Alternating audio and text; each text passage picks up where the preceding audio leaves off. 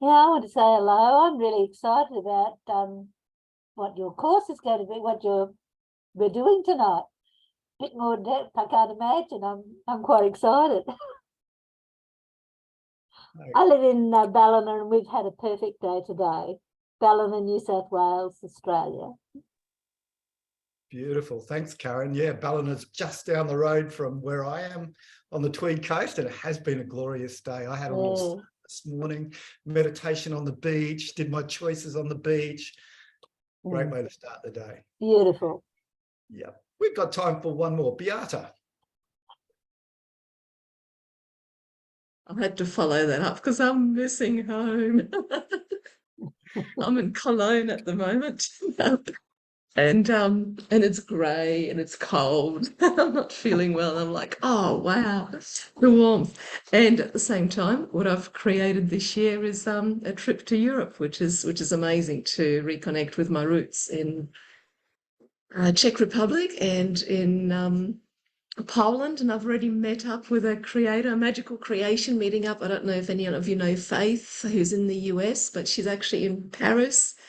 And I met up with her because I happened to be in Paris at the same time. So that was really awesome. And I'm meeting up with somebody else while I'm in Poland. So yeah, it's quite an exciting worldwide community. And it's just so gorgeous. You know, we met up with Lisa in Perth and other creators. And I think the beautiful thing about this community is that we can connect and have friends all over the world and just go, hey, want to meet up for coffee? I'm in your city today. And it's just, oh, I just saw Holly put her camera on. I'm still considering I'm coming to visit you. That place sounds awesome. So that's me. Yeah. Yeah, thanks. Excited to be here. Yeah, thank you. And yeah, about community, you know, community, whether it's online or in person, it's a way of staying connected to the work. So the more we connect with each other, the more we talk about people that understand, that use this as a way of living, the more we go from having knowledge about something to actually living it. And that's really where the rubber meets the road. So let's get on with the class. So today I want to talk to you and explore innocence. It's one of the first things that we learn in this curriculum. Remember the back, super conscious. Innocence. It's one of the first things we learn, and it's a fundamental part of this work. You know, so my theme is, of course, innocence. And the premise is that the state of innocence is a gateway to our intuition, which is fundamental to living our life super consciously. So if we can't access our intuition, then we're still living out of perception. So magic has been defined as living life guided by intuition. I think I'm not too sure who William quotes with that saying, but he often uses that as a definition of magic. Magic is defined as a life guided by intuition. And it was funny today, a bit of a coincidence. The daily quote today was, intuition is a brilliant mode of awareness, soulful, enchanted, and massively empowering. So that was a daily quote on Mighty Networks today. So I was quite, that's a bit of synchronicity right there. So as we know from doing Superconscious, Create Your Destiny, we have two modes of awareness. You know, but how does awareness happen? And I think really to be able to hijack our default mode of awareness, perception, and switch from to intuition, that we need to sort of like understand the process, understand what's going on. So, you know, as we know, we have two modes of awareness, perception and intuition. But how does they work? You know, like, how do we know? How do we become aware of what we become aware of? You know, how do we become aware that the sky is blue? How do we become aware that it's windy or it's not windy? How do we become aware if we've eaten too much? You know, so we have our senses, neurological triggers that stimulate parts of our brain that guide us to do something. So we have a sense of sight, hearing, touch, smell, things that give us information about the external environment. And I think William gets it from What the Bleep Do We Know? That's a fantastic movie. If you haven't seen that movie, it's a real good one to watch. But in What the Bleep Do We Know, it talks about there are 4,000 billion bits of information out there available to us at all times. And yet through our sensory mode and through perception, we filter that down, we chunk that down. So I really want to go into the antithesis of this, into perception first up, and talk about how the whole thing works.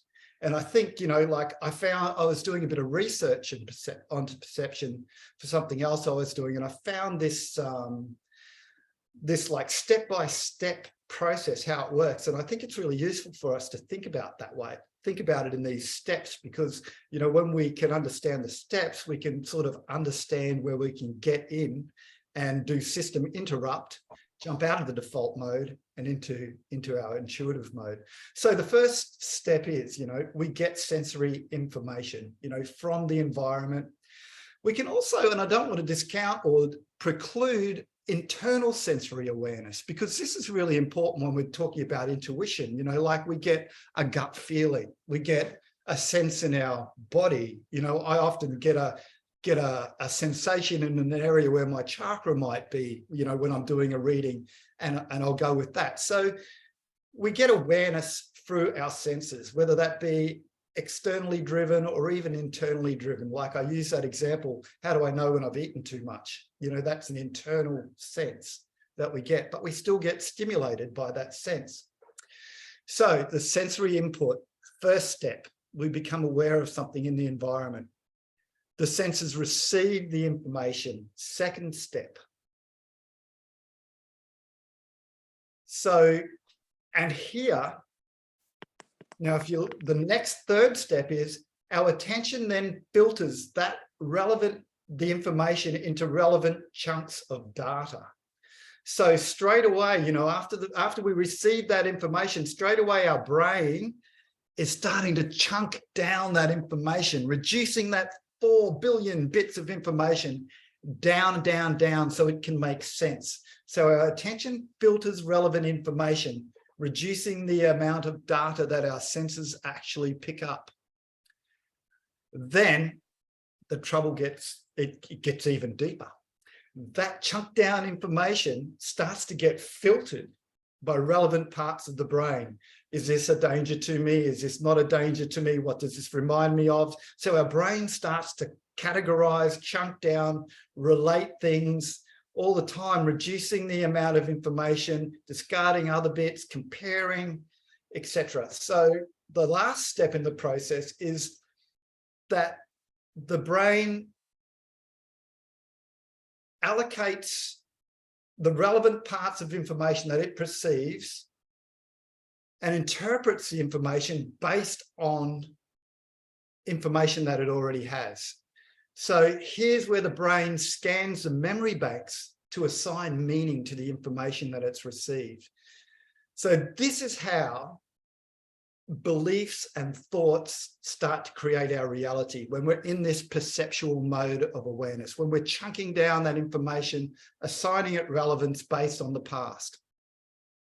Now, why would our brains want to do that? Well, you know, it's not all villainous, it's not all bad news. You know, imagine if every time we jumped into a car, we had to remember and relearn to drive the car. It'd be a bit of a hassle, wouldn't it? We wouldn't get anywhere too fast. You know, and back in the days, you know, when we were hunter and gatherers, you know, the signal of our senses of recognizing a saber-toothed tiger in the jungle, it was going to be really useful for us to recognize that as danger associated from the past and then take relevant action. So our egoic orientation, or our perceptual mode of orientation, is really designed to keep us safe. It works out how things are. It works out what things mean. And, you know, as William says, you know, the ego or perception or the identity is our vehicle of orientation. So it's the thing that'll keep us safe from saber-toothed tigers. Nowadays, not so many saber-toothed tigers around, but, you know, it'll keep us safe from traffic, keep us safe driving the car. And even more, our ego makes things mean, you know, if we're looking at losing face or getting kicked out of the herd, you know, that's the real threat in this modern day. So our perceptual mode of awareness, you know, perception is the organization and the identification and the interpretation of information that we receive through our senses. Our brains uses perception in order to understand the information we've received. Interpretation, it's the interpretation your brain makes from what we see, hear, feel, taste, and how that correlates it to previous meanings. So this is why our thoughts and our feelings do not necessarily express reality. Our thoughts and our feelings are expressing our perception of what reality, of what we think reality is. It's our perception. You know, and our perception wants to fix what it already knows. It's how our identity has made reality up. So the reality that our perception creates is based in our beliefs, which are fixed. So it's the perceptual mode of awareness is very much negredo. So that's perception. So our thesis is that we must make that volatile, that negredo, that fixed mode of awareness volatile. We must move out of perceptions based in our beliefs. And the way we do this is through innocence. So has anybody, I'd really love to hear from you guys, you know, about that perceptual mode of perceptual mode of awareness. You know, what's landed out of that for anyone? Does anyone like to share what's landing for you?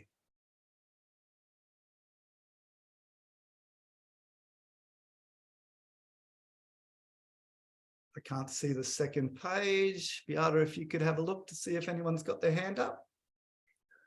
So it's either all, oh, Kay, I see your hand up. Yeah, I suppose for me, there's always a bit of an annoyance when I recognize that the ego's at play, but just hearing it repeated that, you know, it's just trying to keep me safe is, you know, is very useful to not get that, like, I want to get rid of this, you know, it's actually protecting me and it's okay, and let it do what it wants to do, and then, you know, go to what you're going to be talking about next. So yeah, sometimes things just slot in, you hear it 100 times and then, okay, it's keeping me safe. Yeah, cool. Yeah, that's a good point. It's a great point, because the more we try and push it away and resist it, of course, the more energy we're giving it, the more focused we're giving it. So it's about awareness when we're in that mode, and when we're sometimes, you know, as we found out, that mode is very useful, and it does keep us safe, and it does make, you know, a lot of things easier. So it has its purpose, but as creators, we know that there's another way of being, and so we want to hijack and hack into that way of being. So anybody else would like to share what's landing? Martine? Yeah, I just love how when I look back before I did this work and not realizing that I really thought all of that was real. Yeah, it's very sobering. Absolutely.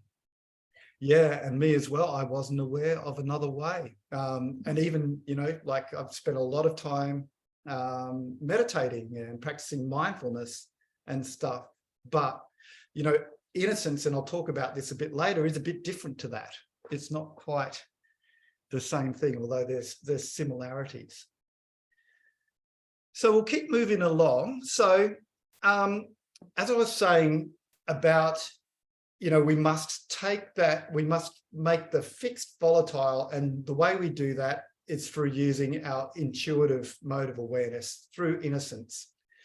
I was really inspired to dig deeper into this great concept of innocence after reading the book Presence. You know, it's one of the books that William recommends through the curriculum. Beata's holding the cover up there. Do you want to, there's about 4 authors to the thing. Beata, do you want to just tell us who the authors are, since you've got the cover there? I'll pop them in the chat so that you can keep going. Yep. So, you know, and this book, Presence, you know, it talks about theory U. And I'm just going to touch a little bit on theory U. And I think it's in Alchemy for Success. William describes theory U and how it's an inverse of what we do with alchemy. So in Presence, they have say an issue or problem, and these people use this methodology to reverse apartheid, the reunification of Germany. So they were using this sort of stuff in really high level change, in making great changes in the world. So they would become one with the issue. And I guess really for us in our language, that's a bit like looking at a real truthful, honest current reality. And they would descend down to the U, down to the bottom of the U, where they would do what they call presencing. And that's just being with the issue, suspending what they know about the issue, what they think about the issue, what they feel about the issue, and just being one with the issue without needing to know, without needing to make sense. Sounding familiar? And then waiting for the emerging future of that issue, waiting for the future action to emerge from that state of just presencing, of just being without any preconceived ideas or concepts about what they're sitting with. So, you know, in reading this book, I can actually saw so many correlations with our process of going into innocence, about this process of presencing. It's a fascinating book if you get around to reading it. One of the great examples, one of the great stories that they use in that book is it's like they were trying to find the words about what this presencing is all about. And they actually quoted the Bible. You know, Jesus or someone said, you know, to get to the kingdom, one must pass through the eye of the needle. Has anyone heard that saying before? And I love that saying because, you know, they explain what that actually meant and how it actually relates to something physical. Back in the day in Jerusalem, there was a gate and they called it the Eye of the Needle. This gate was called the Eye of the Needle. And this gate was made so narrow that all the camel trains and all the porters and people carrying goods into Jerusalem had to unload everything before they could pass through the gate and get into Jerusalem. And that's a bit like going into innocence. We have to unload everything we know, everything we feel, all our preconceived ideas and thoughts before we can access this state. So passing through the eye of the needle, I thought that was, you know, a really great story that sort of describes the process of going into innocence. Now, I was thinking about this before, and like actually while I was having a surf this morning, I was thinking about, you know, what's the difference between, you know, a meditative state and innocence? And they're quite similar in a way. It's an emptying out, letting go of preconceived ideas and thoughts, but it's actually all to do with intentionality. You know, if we're being mindful or just being present to the moment, we're just sitting with equanimity, just watching that moment, not making judgments, good or bad or anything like that, just sitting with that present moment. What I think is different about being present to the moment and innocence is intentionality. certainly we have to be in that empty state without judging good or bad when we're in innocence, but we're actually looking to observe the obvious. We're looking for something, and we're starting to look for something and unpack that using our imagination. So, you know, I just thought that was a little subtle nuance between, you know, being mindful and being present to something and actually using innocence to do a reading on somebody, to step into a circle to make a decision for ourselves, or to receive guidance through written guidance. So that was just a little nuance. So how do we access innocence? How do we do it? I get a lot of people say that, you know, I'm not sure, you know, I don't know. Is it my ego just talking to me? I know this stuff before. I know this stuff, you know, this stuff is my spirit guidance, me just, you know, regurgitating my innocence, my egoic agenda. So how do we know? So does anyone want to sort of like expand on what sort of clues you might receive, whether you're in an innocent state or in an egoic state? Lisa? Just put my foot in it and say, I'm thinking it is making a choice. I apply my will. I want to be innocent, and I declare it, and freaking I surrender. That's how I do it. Absolutely, and that's perfect, because that's sort of was first on my list of things to get into the state of innocence, is having the intention. The intention is everything. So intending to go into innocence. And what I find is a lot of people, when they're saying, oh, I'm not sure, I'm da-da-da-da, I don't know, you know, did you make the intention?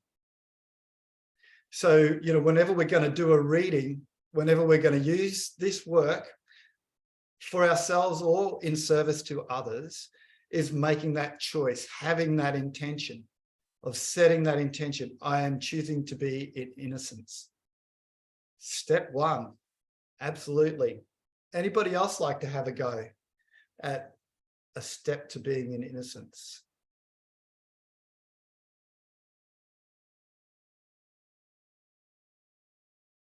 Okay. So suspending the, Claire, go ahead. Choosing to not need to know how it is, as William says, like, because the ego wants to know how it is. And so when we choose to not need to know how it is, that helps to quieten the ego, and then we're more naturally in that space of in no sense. Absolutely, that's absolutely spot on, and that's a very critical step, is suspending the need to know. So suspending the need to know is absolutely essential. And Polly, you put your hand up, and then Karen. And also to take us out of the equation, like to be the observer, but not to be the subject of the innocence, like, oh, am I doing it right? How am I? Okay, how am I? So leaving us out of the equation. Absolutely, yeah, that's a really great point. And one of the ways, a powerful way of doing that is to choose to be of service. So when we choose to be of service to our higher self, to our higher good, we're taking our ego out of the equation. When we're choosing to be of service to each other in a room, in a training, in a sharing, we're taking our ego out of the equation. We're choosing something greater than our egoic orientation, and which helps us then, as Polly said, move into being the observer, into observing. Thank you, Polly. Karen. Yeah, I think it's, for me, is recognizing when egoic thoughts come and letting them go. You know, it's sort of recognizing, yeah, the thoughts and feelings, if, you know, like letting them go. Yeah. The outside. Yeah. Yeah, beautiful. Awareness is also key. And then, you know, when we feel we're out of innocence, you know, choosing to go back in there. And we can't do that unless we're aware. So that's very true. So intention, so let's just recap on that. So intention is everything. Without the intention of choosing to be in innocence, that's the key thing. Also, you know, if we don't set the intention to be in innocence and to use our intuition, we're just going to default into perception. So intention is everything. And assumption, assuming we've got it, assuming that we're in innocence. So intention and assumption are a bit similar. So we have to use our will and choose it, you know, and that's not being willful and forcing it, but just using our will through making the choice to be in innocence. In using our will to make the choice to drop what we need, to drop the need to know, to drop the need for it to make sense to us, to drop the need for it to fix or control or assign meaning to what we're doing. So, you know, particularly when we're getting used to this work, when we're getting used to this, it does require our attention, will, and focus to step out of the default mode of awareness. So going back to those steps of how do we become aware of something, you know, step 1 or 2, you know, we receive the information in through our senses. And that's the same when we're in our intuitive mode. We receive the information.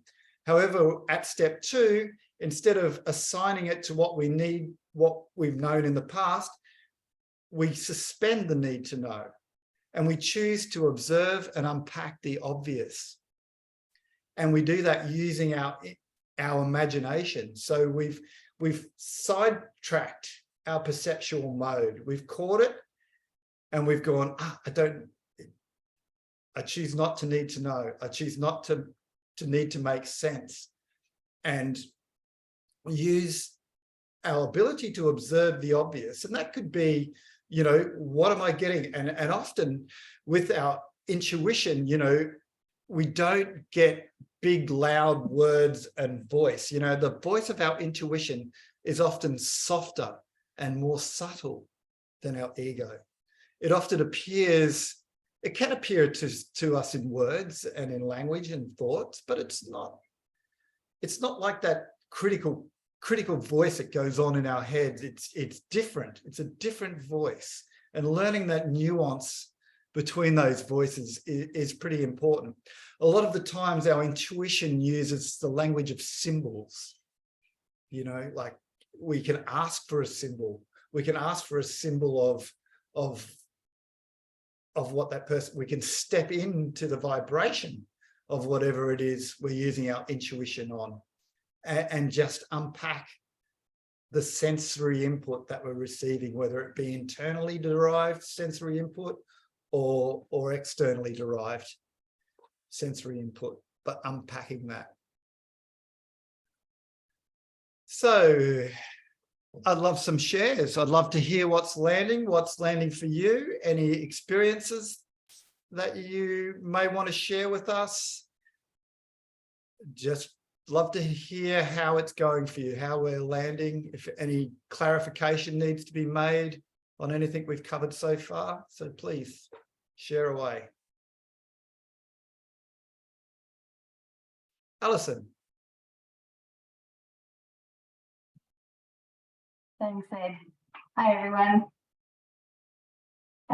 Yeah, I really loved how you said to learn the difference between the language of your intuition and the language of your ego, because yeah, it can be quite subtle sometimes, but I guess the more you practice them, the more you'll become aware of which one's coming from where, which I thought was really, really good. I guess I've never really thought about it like that before.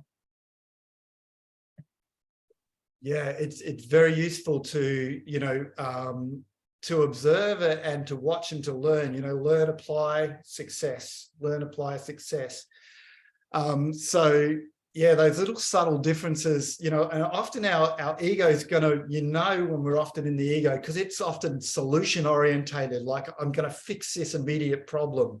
I'm going to solve it. And a lot of times the information from our egoic orientation will be, will be making us feel more comforted, more comfortable. It'll be resolving our tension. Whereas often the information from innocence is not about resolving our tension at all. It's not about making us feel better or feel more comfortable. In cases, it can actually do quite the opposite. It can add to the tension. One of the great stories, and I share this story a lot because I just think it's such a great illustration about how innocence works and how following what innocence gives us has such unexpected consequences. So this story, I've shared it before. I'll share it again because it's such a good one. There was a guy practicing this work who was quite a successful property developer. And, he was doing his choices one morning, and he got a bridge to go and buy a yellow rubber duck. And he thought, what? A yellow rubber duck? I mean, really? Huh. Being the magician that he was, he went out and he went shopping for a yellow rubber duck. It actually took him a few hours to hunt down a yellow rubber duck in Sydney. He had no idea where to buy a yellow rubber duck, but he found one. And quite triumphantly, when he found his yellow rubber duck, he thought, must be time for a coffee. Al fresco dining, sitting out on the footpath, yellow rubber duck sitting on the table, sitting back, drinking his coffee. This guy walks past and said, nice yellow rubber duck, mate. And he goes, oh, yeah, you wouldn't believe the story. Anyway, the guy sits down, has a cup of coffee with him. Pretty much after an hour's conversation that started around this yellow rubber duck, they'd stitched up $1 million property deal. So without that intuitive hit of go and buy a yellow rubber duck and not needing to know it, not needing to make sense, but just going and following that, what an outcome, hey? So we don't know how these things work, but unless we actually are prepared to receive, prepared to not need to make sense, not need to know, and then follow those actions, we'll never know that it works. But when we do, it can have amazing consequences and amazing outcomes. So yeah, that's a story that illustrates it for me so well.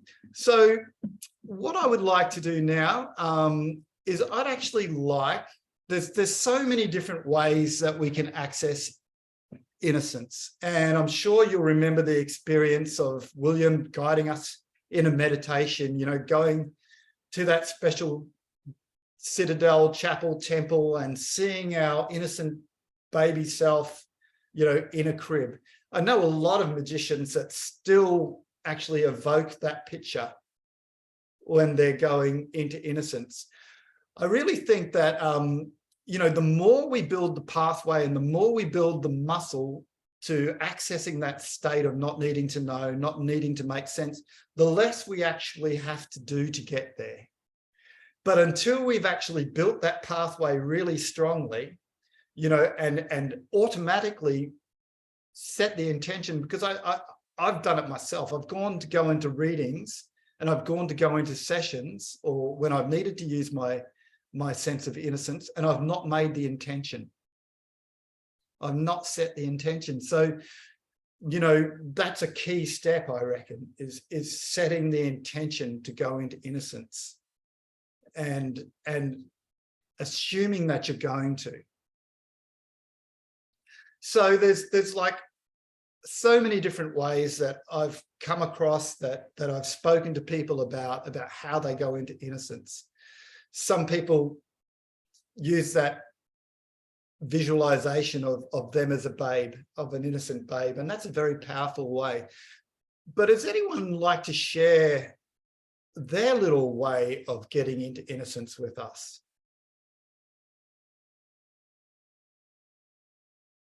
Dajima, I think that's how I say your name.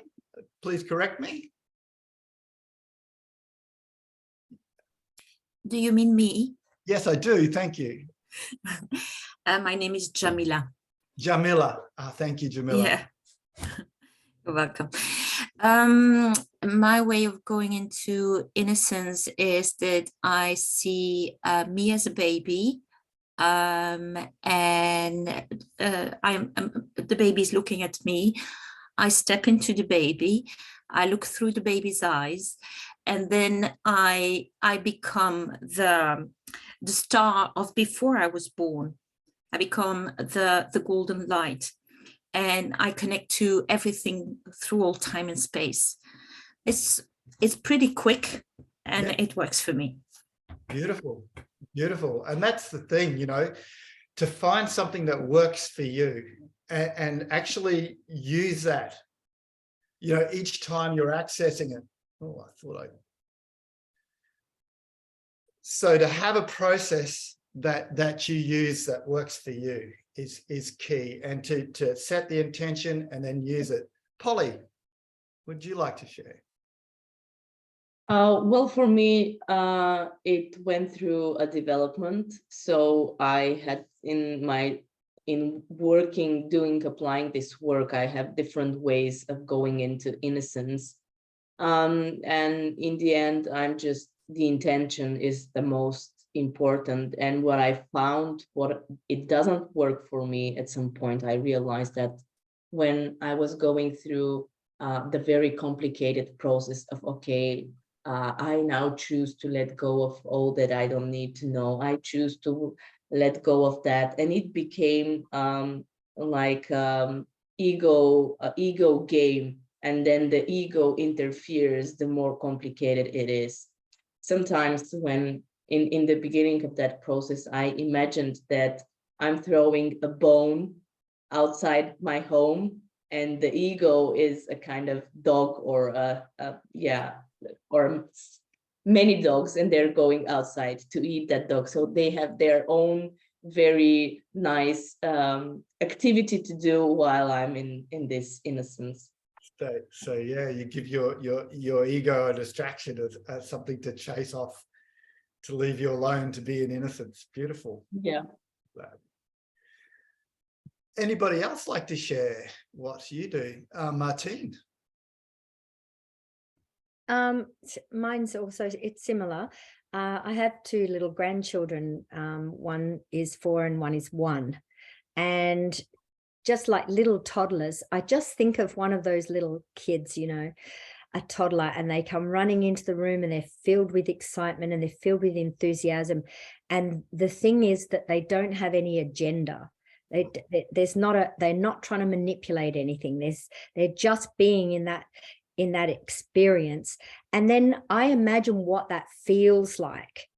And I feel what they're feeling in that experience of just the excitement of whatever it is that they've got going on. And like with the 1-year-old, it's like her little eyes light up, just to see a thing. And I feel, what must that feel like to just have, there's no anything other than what you're seeing and what you're experiencing. It's just that, it's total vulnerability. And that's how I do it. Beautiful. Yeah. So imagining a child that's familiar to you and their state of being. Yeah, love it.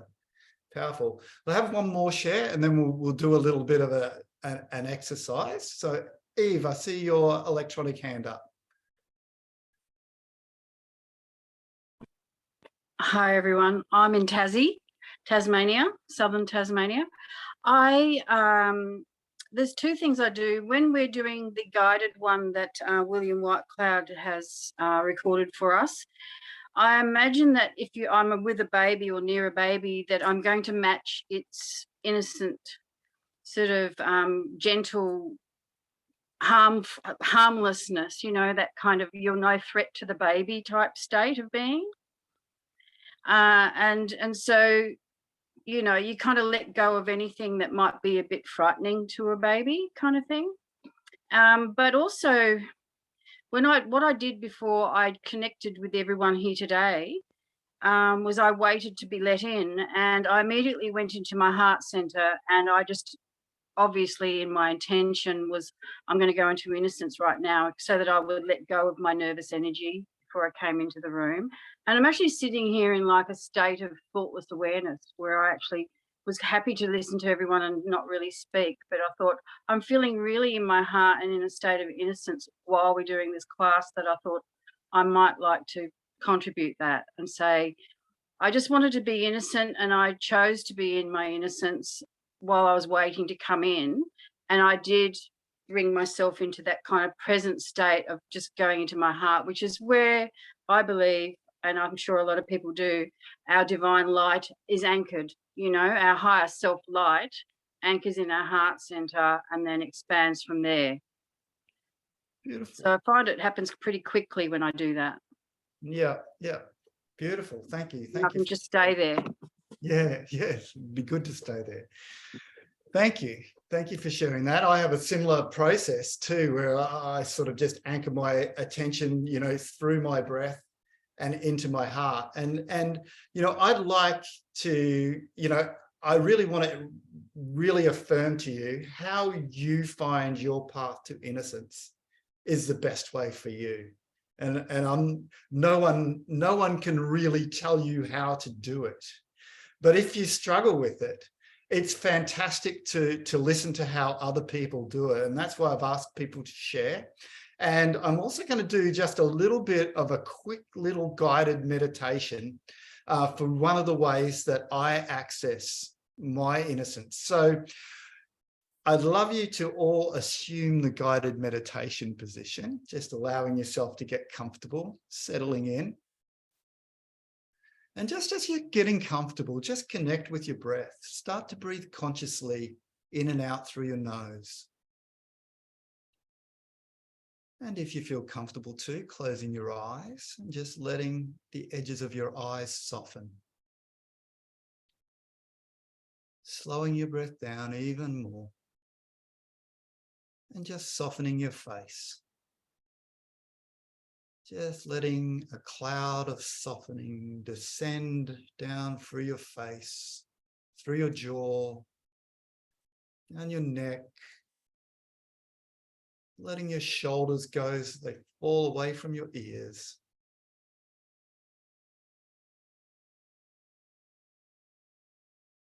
And bringing your attention to the bottom of your rib cage. And just feel how on your in-breath your ribs expand out.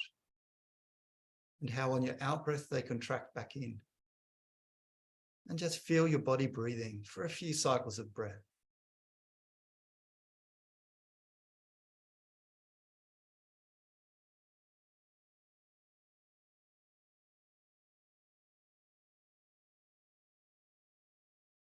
And bringing your awareness to your spinal column. Imagining that tube inside of your spine. And imagine that tube is like an antenna. And imagine it extending down through your tailbone, connecting you to the heart of the earth.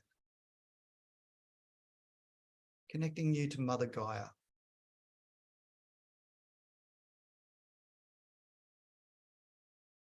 And through this connection, knowing that you can release the need to know.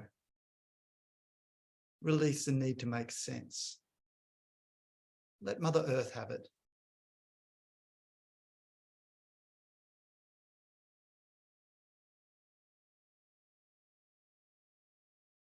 And through this connection, know too that you can receive her nurture and her love and her care.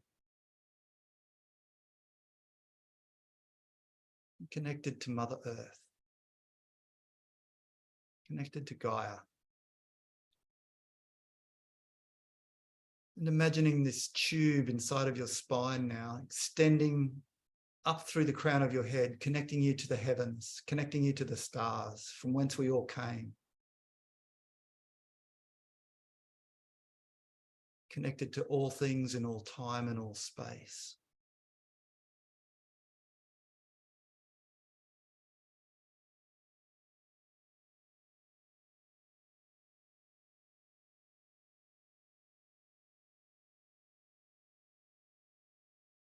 So all at the same time connected to the earth and connected to the heavens, heaven and earth. And bringing your awareness to your heart space.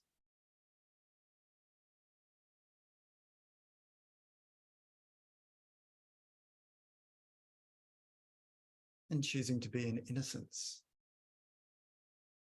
Choosing to receive.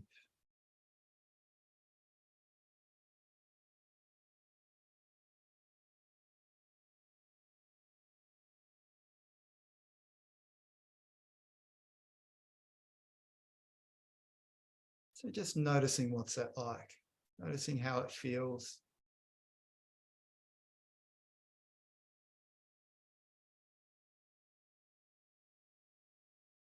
And letting your awareness now come to your feet on the ground. Feeling your feet on the ground and wiggling your toes, flexing your ankles. Feeling that energy start to travel through your shins and your calves, up your legs, into your knees, your thighs, into your hips, giving them a little wiggle. Waking up your spine. Feeling your tummy, your lower back, your chest, your upper back, rolling your shoulders, rolling your neck. And just letting the energy settle in behind your eyes. And on your next inhalation, just opening your eyes and coming back into the room.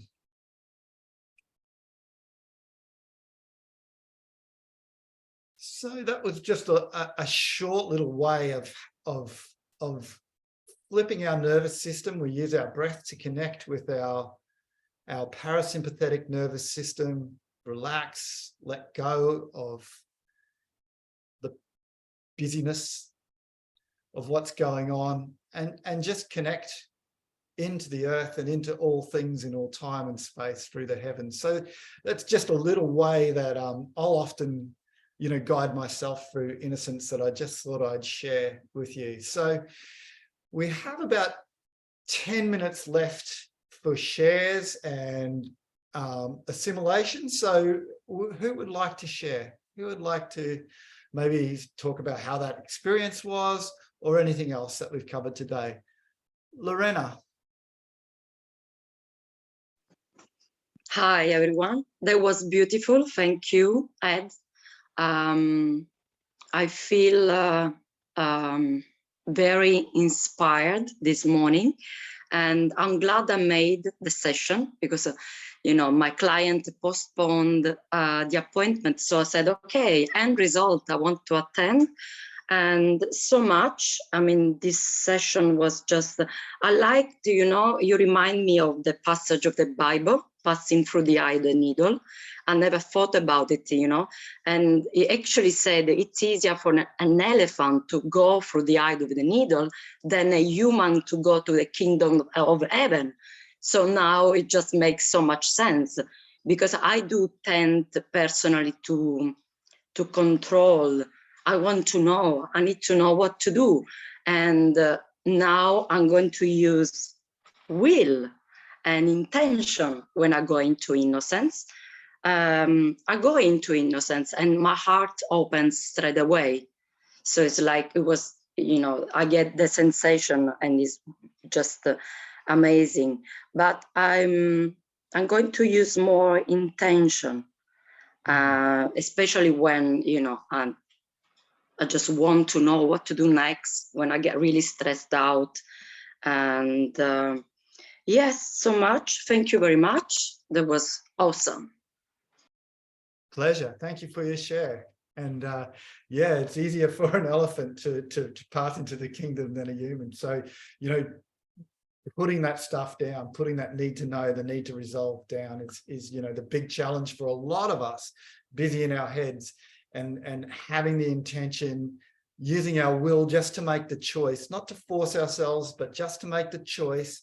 And then assuming that you can is so important. Having the assumption that you can, and each time you can makes it even more powerful. So Susie, love to hear from you. Hi, everyone. I've only been in the academy, I think, 2 days. I'm really really excited about this experience. I've had a couple of days of being totally solution focused. So it's taken me, just things that I've had to fix. So what I've had a challenge tonight thinking about how am I in innocence, and that I really need to practice this work a lot more. But what came to me then, Ed, when you were doing that, when you were talking about being in the stars, I saw myself as that little girl shining and being part of the stars. So this is a practice that I think I need to take on, and just 5 minutes here and there, like you just did that. So thank you so much. My pleasure. And I think every day we make our choices, it's necessary to step into innocence. So you get to practice when you're making your choice. I need to do that as a choice. Your end result in innocence and choice. Even when we're observing current reality, someone mentioned before, I think it was Polly mentioned before, becoming the observer. If we use our sense of innocence, of getting out of our egoic perception and observing current reality, we get to see the truth.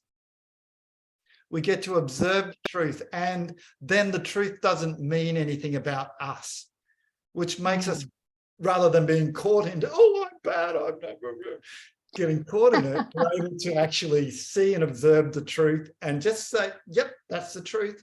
It's just information. It's just information. And then we can actually use the tension creatively, instead of like having the truth destroy us in our ego, and all of a sudden we want to resolve it with our psychological thing. So use innocence every single day to make choices. It's like making choices on steroids, making choices using your super. I like that. Making choices on steroids. Super consciously. Thank you. Yes. Yes. All right. Who else would like to share? Beata. Yeah, something that occurred to me when Lorena was speaking that I wanted to speak to, and it just showed me how what you've done here ties in with the key principle of the month. Now, Lorena, you said using will to not need to know, and so often people, myself included, will use will to work things out. It's that difference between willfulness and willingness to receive. And yes, I think that just really put the bow on the present. It's awesome. Yeah, too true. We do have to, we're so used to needing to work things out. Like Lorena said, I need to control things, I need to fix things. And that's such a default mode that it actually does require us to use our will to make the choice, to suspend that process. And that's the whole key, suspending the need to know, suspending the need to make sense. And it does require a choice, and it requires will to follow that choice.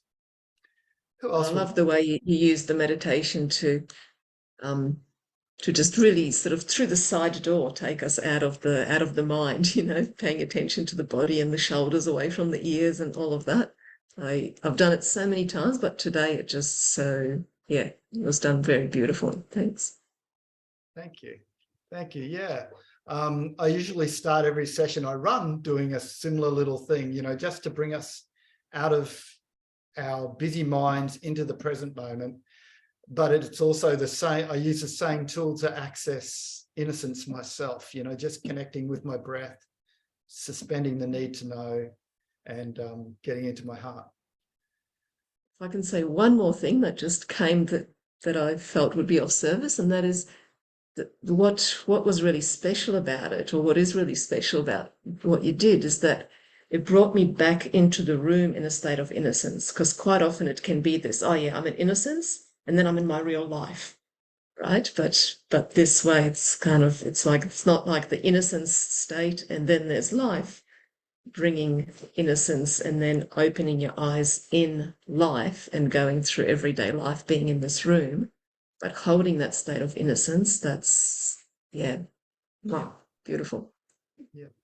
And that reminds me too, you know, a practice like I love nature, and I think most people do love nature, but I particularly really do love nature. And, you know, one of my favorite things about that is that I actually, since doing this work, I think I used to do it before, but not really knowing what I was doing. I love to go out into nature and just suspend my need to know, suspend my need to make sense.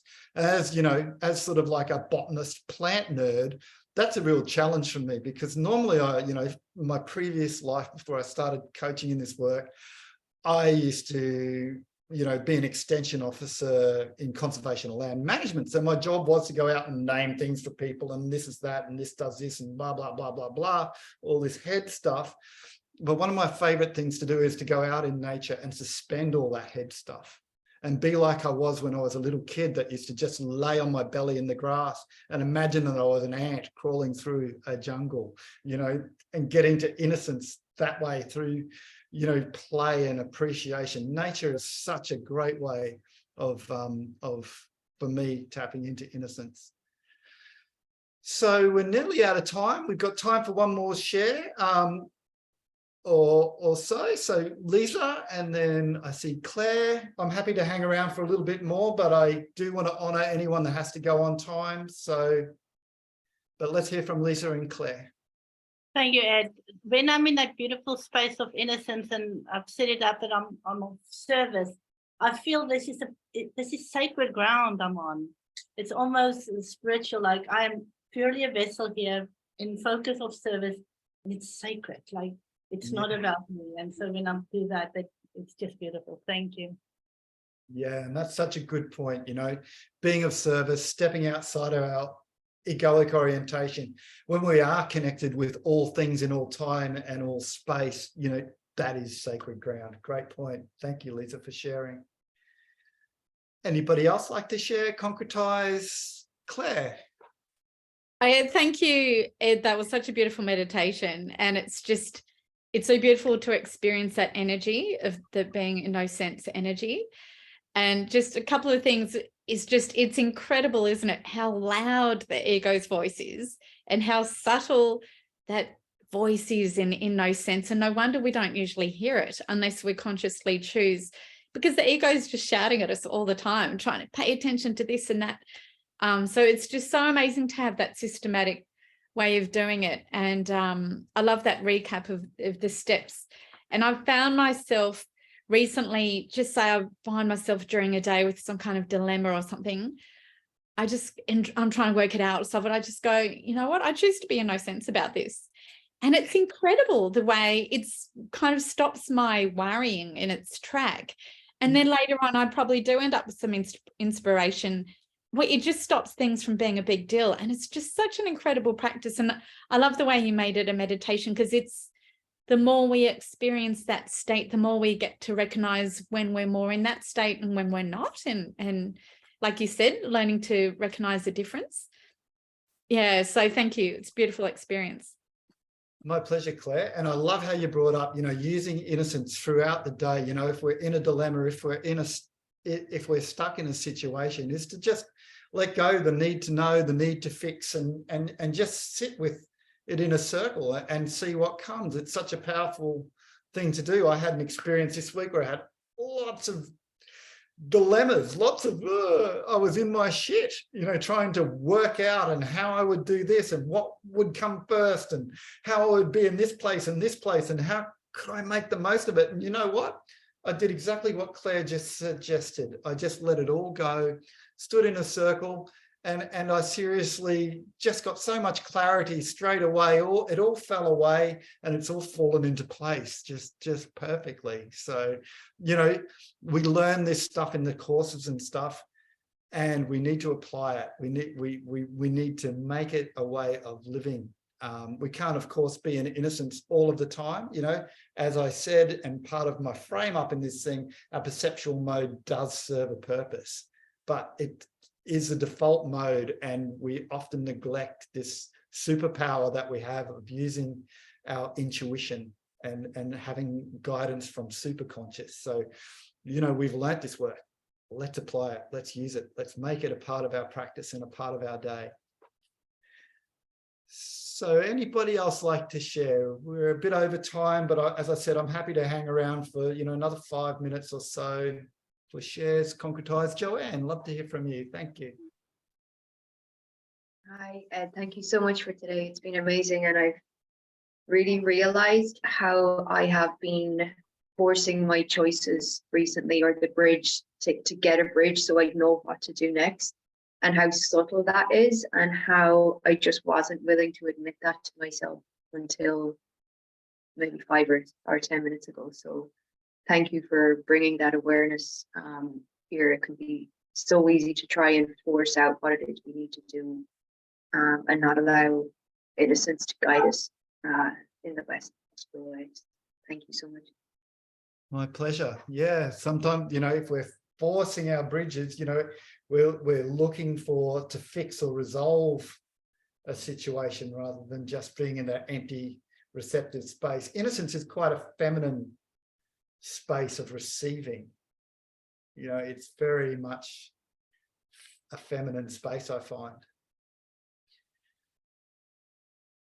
So any more shares?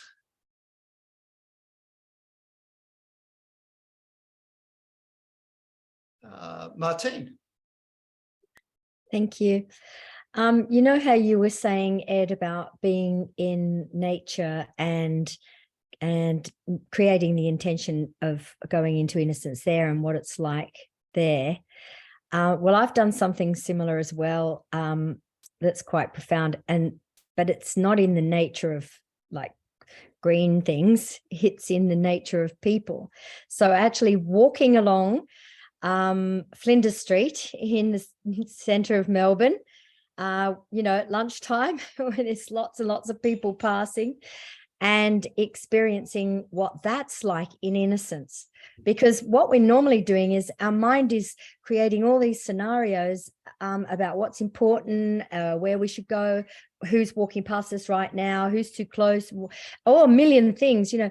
But actually walking through those people without that, you know, it just in innocence, all you feel is hearts. All you feel is hearts. Yeah. Wow.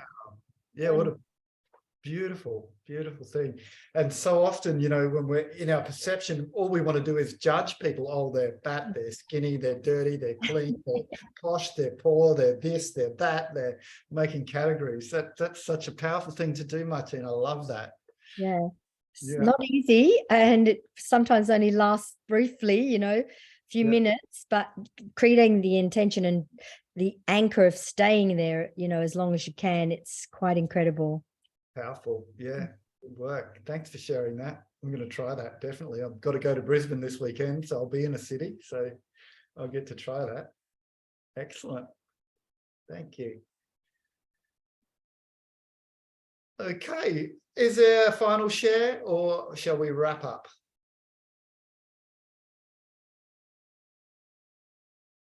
Well, people, thank you so much for attending. And innocence, yeah, it's a gateway to living super consciously. It's the doorway to our intuition, and our intuition is the way that we live super consciously. So here's to innocence. Thank you all for coming, and see you again. Thanks, everybody. See everyone. I love the reminder that the opposite of our innocence is our default mode. Yeah. So yeah, if we're not choosing something, we're defaulting to absolutely the program that runs our reality. Yeah. Thank you. Thanks for recapping that, Eva. Thank you. Lots of love, everybody. Thank you. Thank you. Lots of love. See you again soon. Thanks, everyone. Bye.